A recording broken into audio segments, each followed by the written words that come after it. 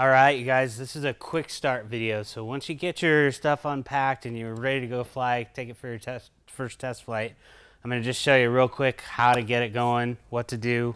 You don't want to mess with your radio. You don't want to really mess with anything here. You're going to go ahead and, first off, you want to be careful because these props are super sharp. If you get your hand in here, get anything in here, you're going to cut yourself up really, really bad. So safety first.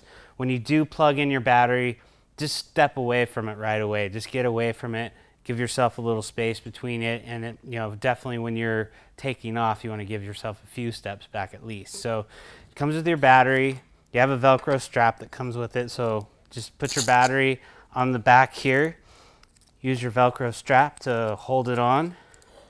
It's not super complicated.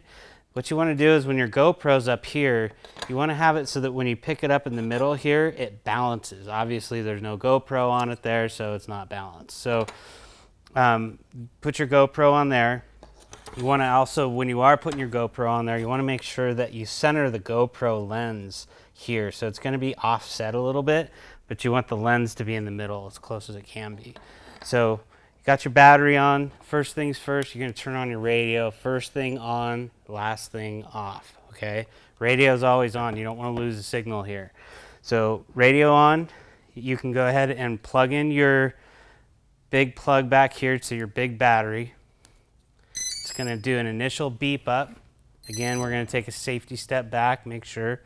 If it does take off, you need to be ready to fly it, which I can do from here. So,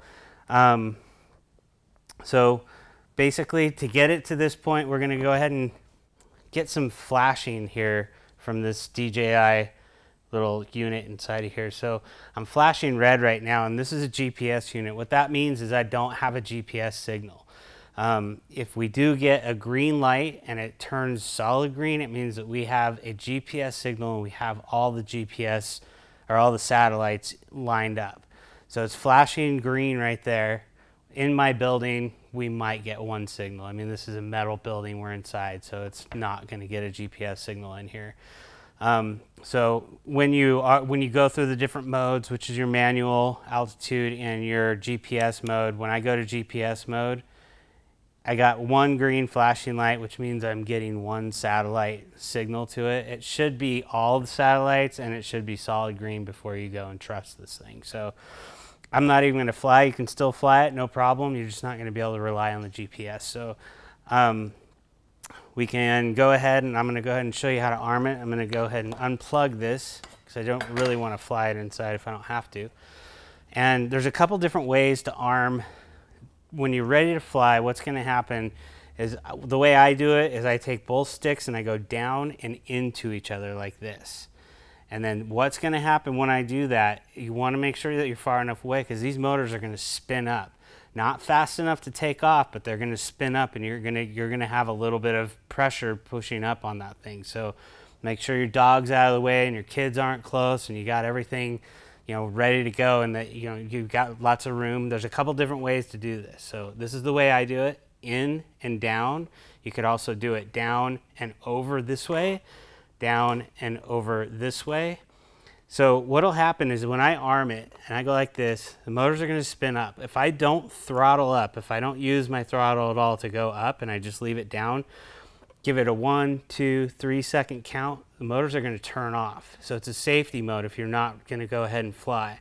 If you want to disarm it, you fire it up and it starts spinning, you want to disarm it really fast, do that again and that'll turn them off. So that'll get your motors shut off real fast.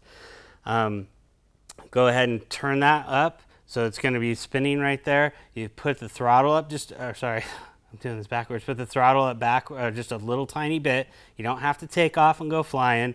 Just put it up a little bit and it'll keep spinning. So they'll keep turning. If you go ahead and throttle back down, they're going to continue to turn for 5 seconds. So they stop turning, but you'll have 5 seconds to get the throttle back up and get them turning again. So if you want to land and flip through and get to a different mode, if you want to land real quick, go into stable mode and then go back up, you can usually do that within 5 seconds.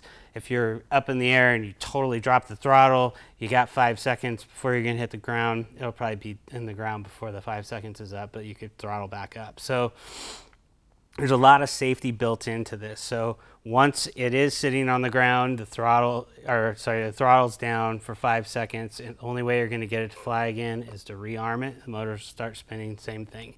So really the big thing here is to be safe, especially on your first flight. We're going to have a video that Wes is going to do showing you how to do your first flight, kind of some things to do, make sure you got lots of room, there aren't people talking at you.